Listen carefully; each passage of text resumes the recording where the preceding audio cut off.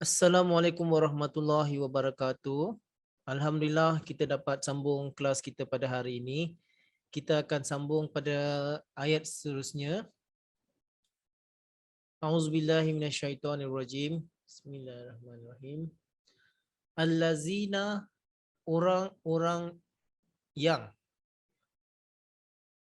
Ini kita dah belajar banyak kali.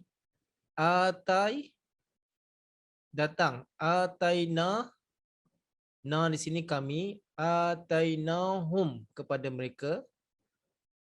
Orang-orang yang telah kami datangkan kepada mereka Alkitab, yang kita dah belajar. Ya'rifuna, mereka mengetahuinya. Mereka arif tentangnya di sini. Ya'rifunahu, itu kembali kepada ayat sebelumnya, iaitu tentang kebenaran Rasulullah SAW. Bila dia menghadapkan wajahnya kiblah ke Baitullah, sebenarnya mereka tahu kebenaran Rasulullah SAW. Kama, sama seperti, ya'rifuna, mereka mengetahui, mereka arif, abna, anak-anak hum, mereka, anak-anak mereka.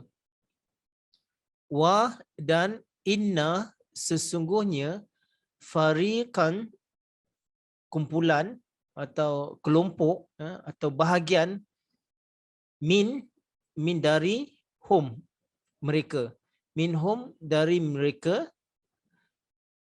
la yaktumuna, la ni ada takkid, yaktumuna, mereka menyembunyikan. Mereka benar-benar menyembunyikan. Ini ada penekanan, ada lam di sini dan penekanan. Benar-benar menyembunyikan al-haqqu, kebenaran atau perkara yang hak. Wa, dan hum, mereka itu, ya'lamun, mereka mengetahui. Dari akar kata alama. Ini pun kita dah banyak kali dah belajar. Jadi terjemahannya yang mudah, allazina atainahumul kitaba ya'rifunahu kama ya'rifuna abna'ahum. Orang-orang yang telah kami berikan kitab kepada mereka, mereka mengetahui tentang itu sama seperti mereka mengetahui tentang anak-anak mereka. Wa inna fariqam minhum la yaktumunal haqqa wa hum ya'lamun. Dan sesungguhnya sebahagian daripada mereka benar-benar menyembunyikan kebenaran padahal mereka mengetahuinya.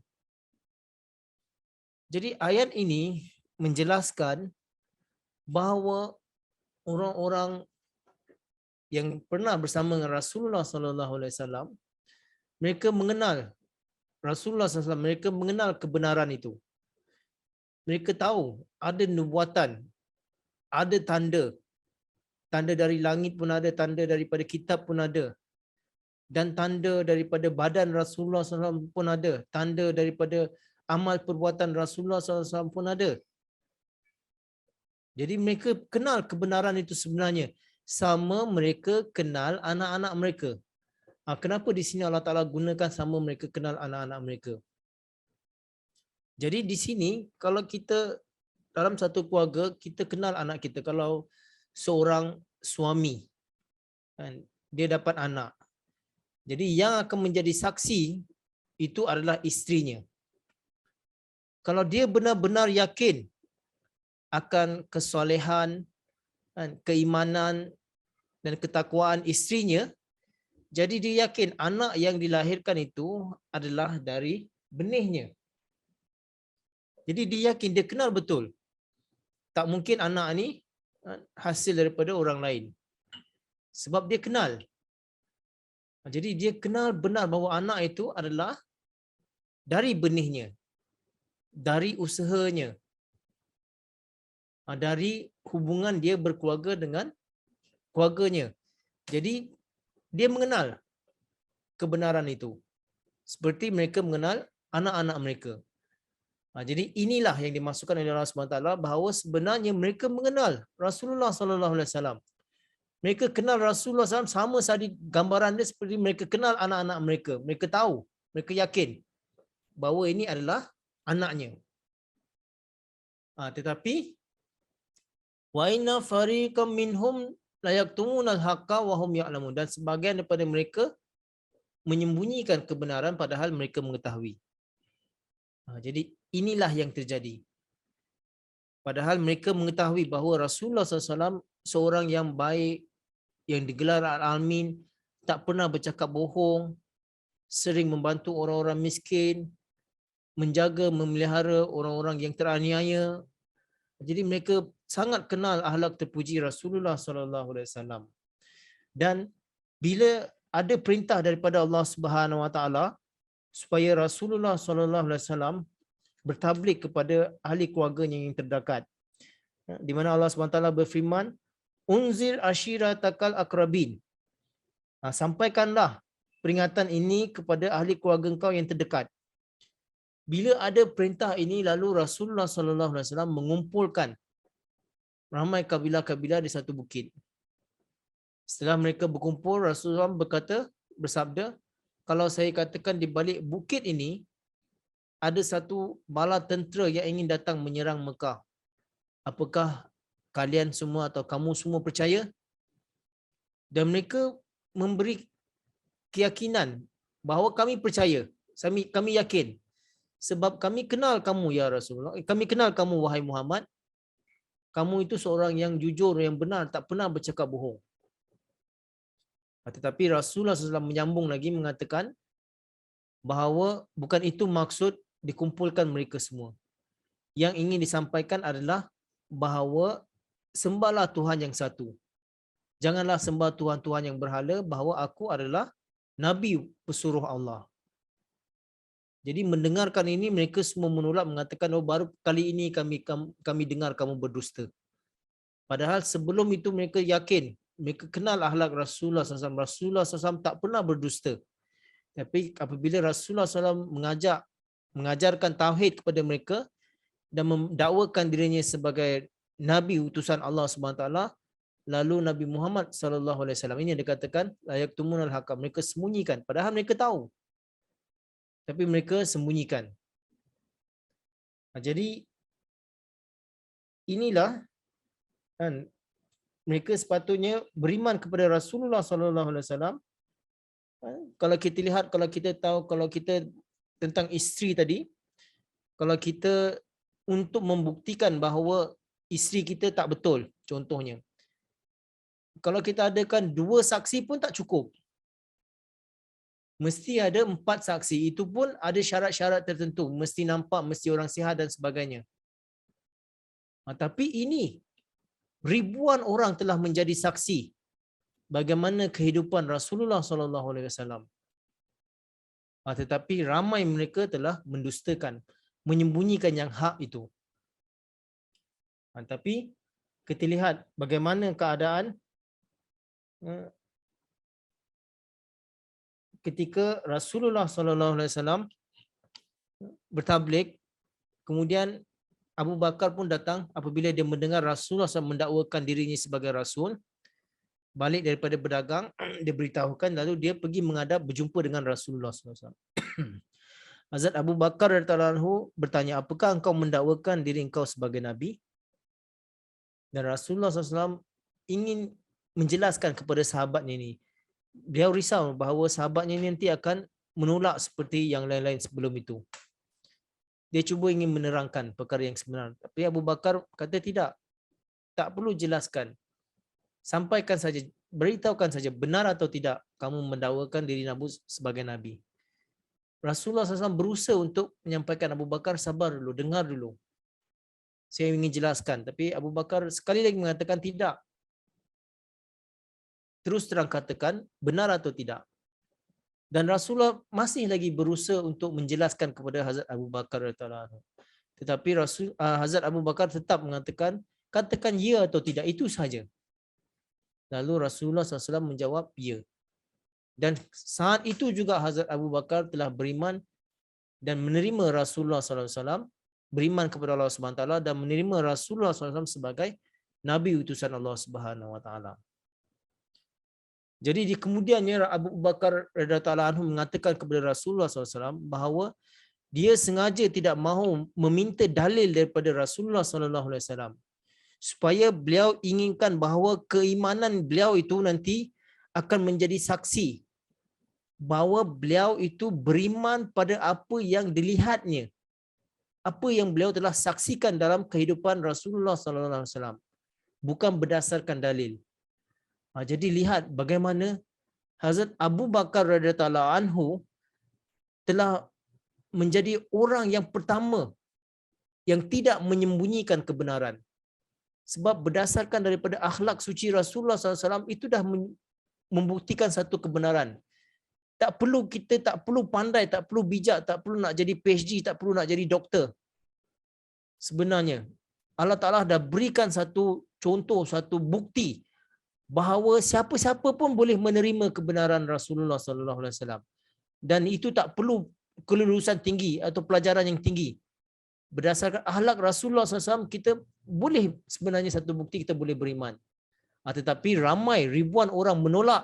Tetapi Hazrat Abu Bakar telah membuktikan bahawa beliau adalah saksi yang benar. Beliau tidak menyembunyikan kebenaran itu. Inilah dia. Beliau tahu kebenaran itu. Seperti abna'ahum. Mereka tahu kebenaran itu sama seperti mereka kenal anak-anak mereka, tapi mereka menyembunyikan.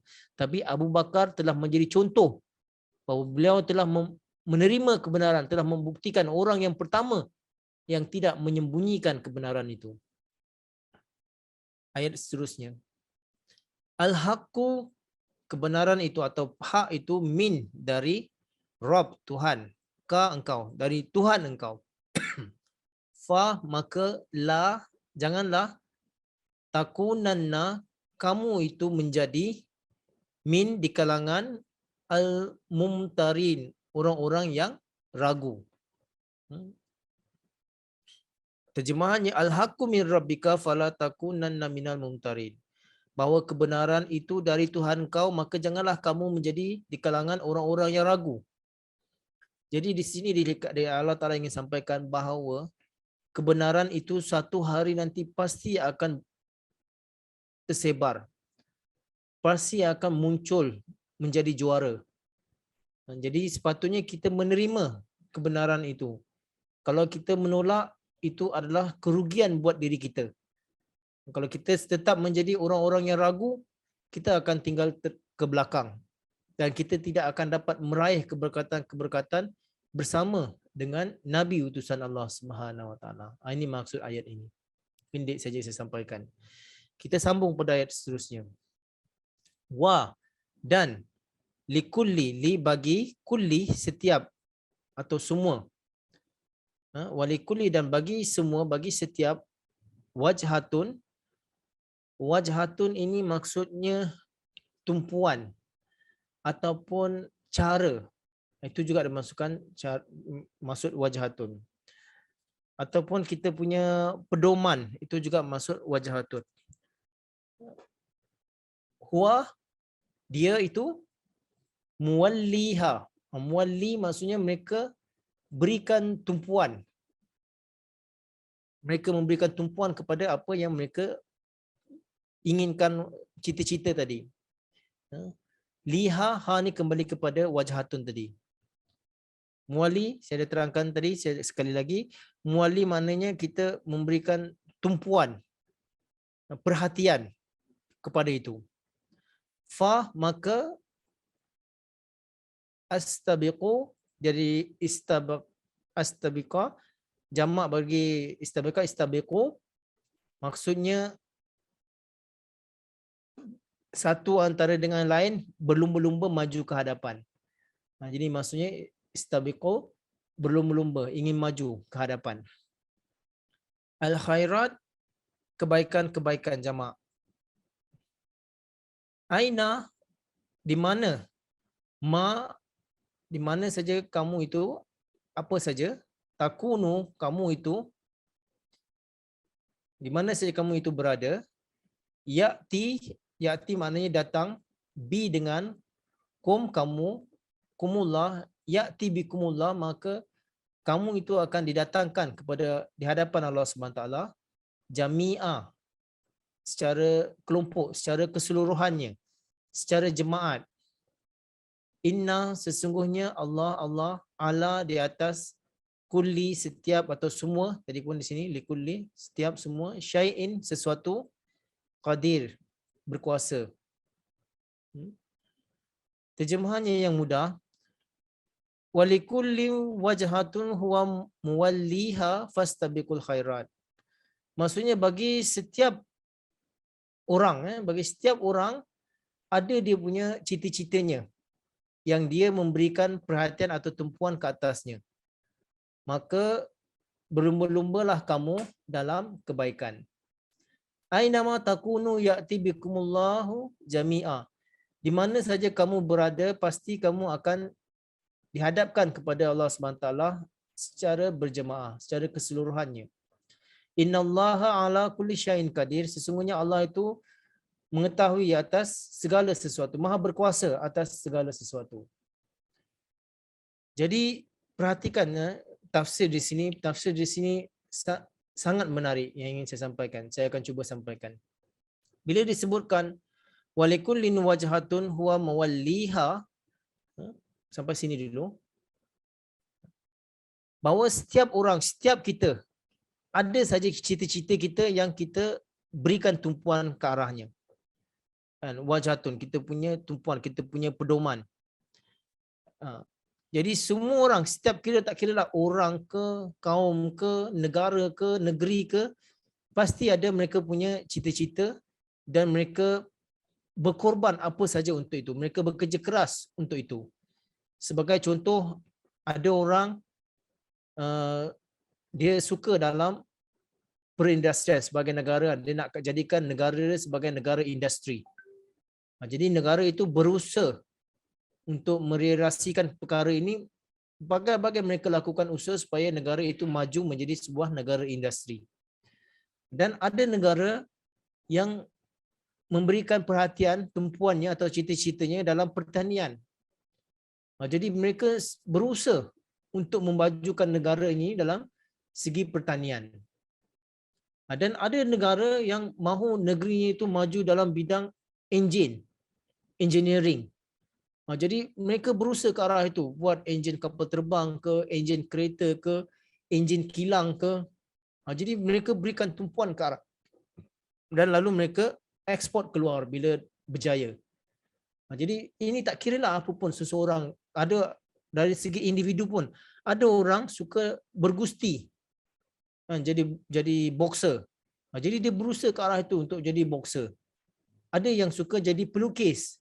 Jadi dia buat lukisan, dia berusaha ke arah itu menjadikan lukisannya bertambah cantik, bertambah elok.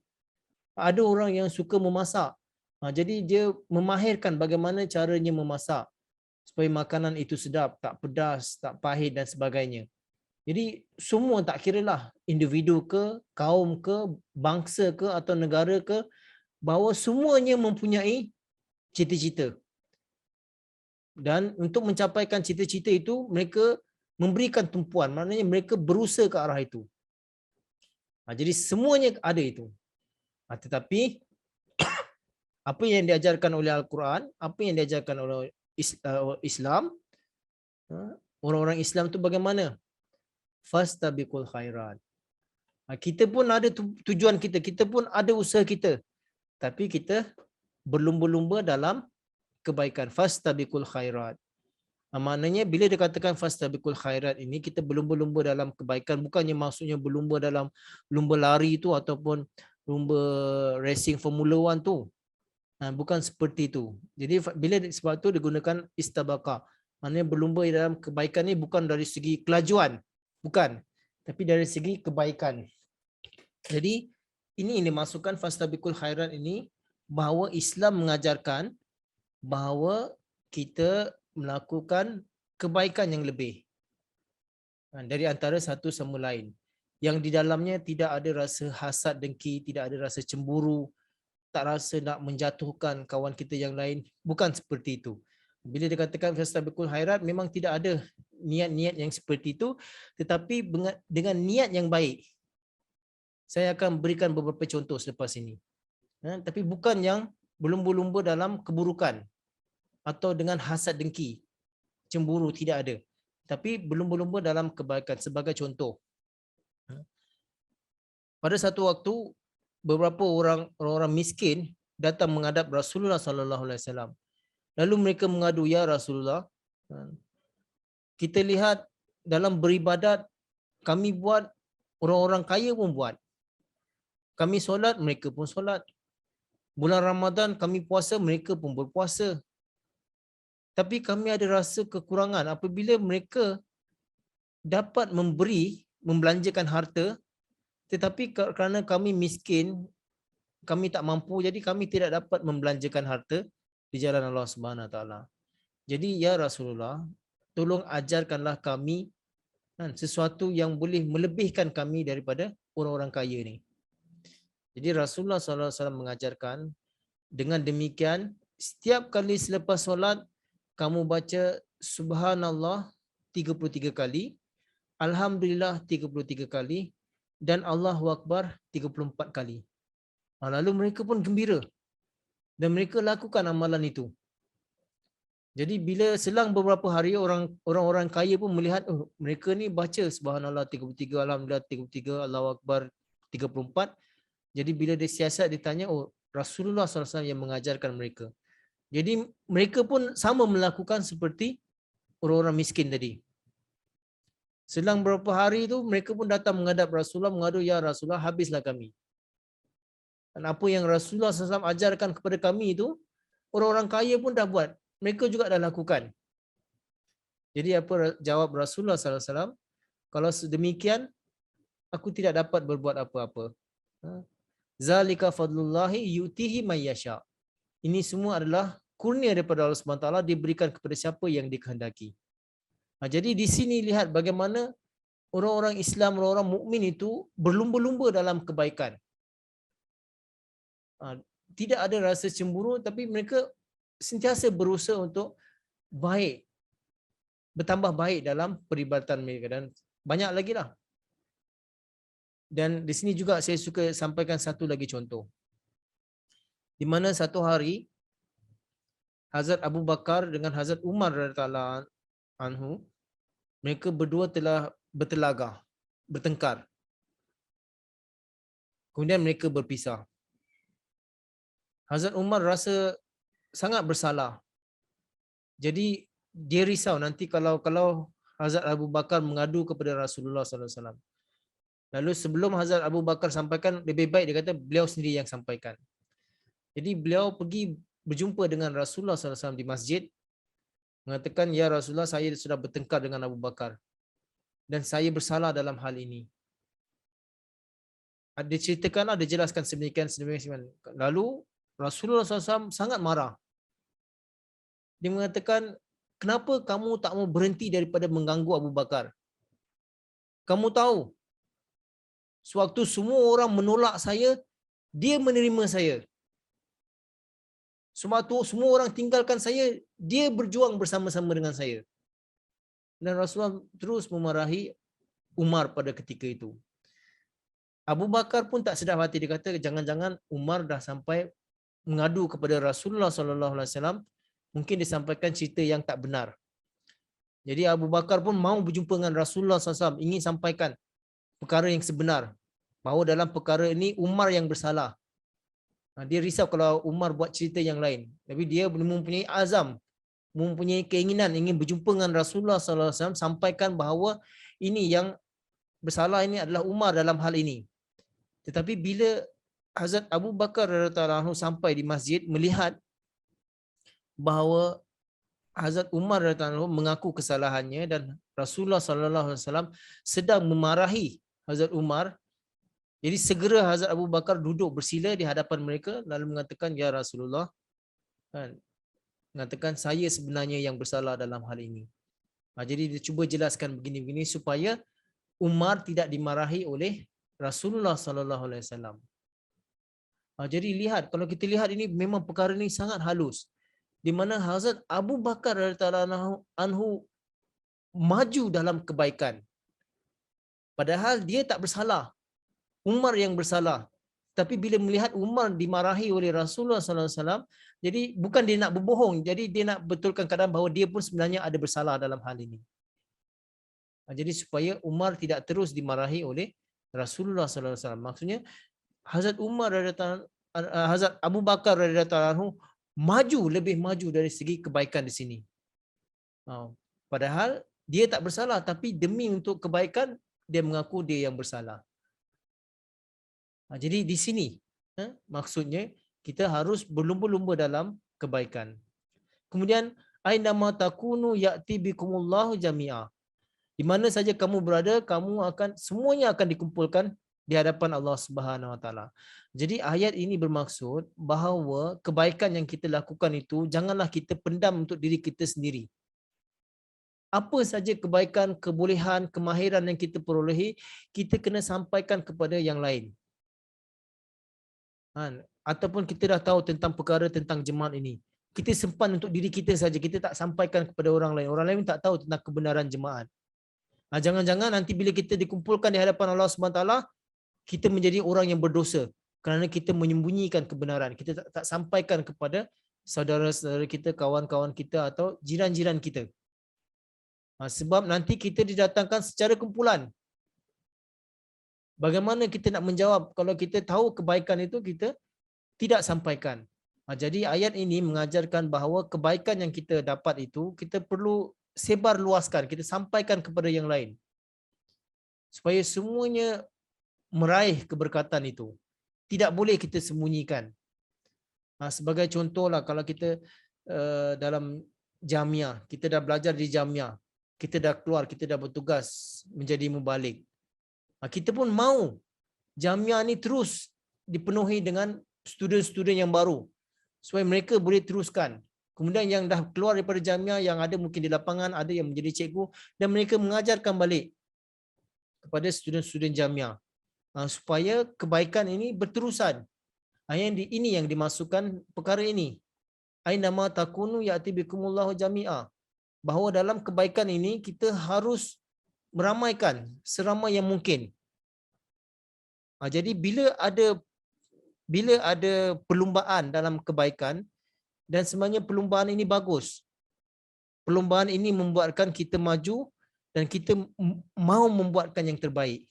Nanti kita boleh kembangkan dalam sisi perbincangan nanti, dalam sisi soal jawab nanti kita banyak contoh, memang terlampau banyak contoh.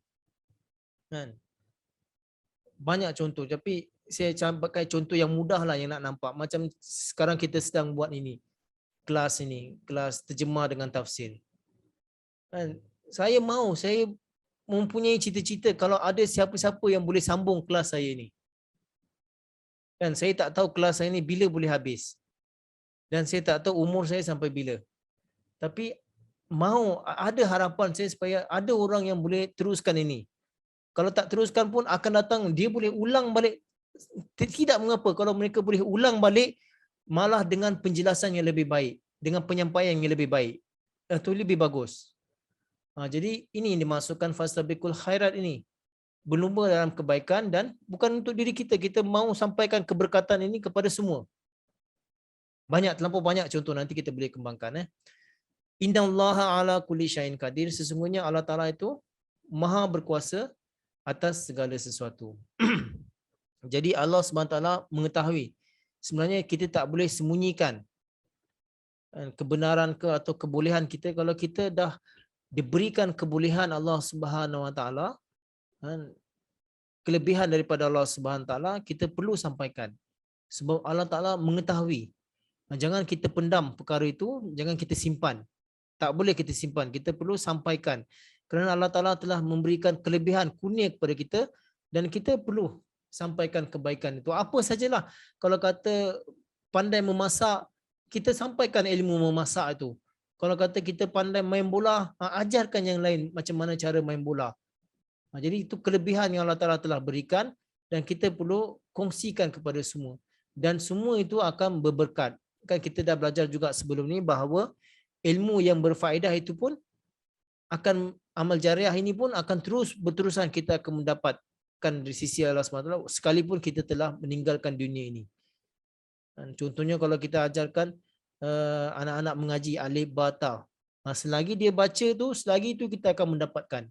Apa sajalah kalau kita ajarkan dia memasak. Kalau dia teruskan memasak, dia ajarkan yang lain memasak, amalan itu pun kita akan terus mendapatkannya di sisi Allah Subhanahu Wa Taala sekalipun kita telah meninggal dunia. Jadi tuan-tuan dan puan-puan, jazakumullah atas perhatian untuk kelas kita pada hari ini. Saya suka nanti kalau siapa-siapa ingin tambah lagi, memang sangat luas dalam perkara ini. Jazakumullah sunul jazah. Wabillahi taufiq wal hidayah. Assalamualaikum warahmatullahi wabarakatuh.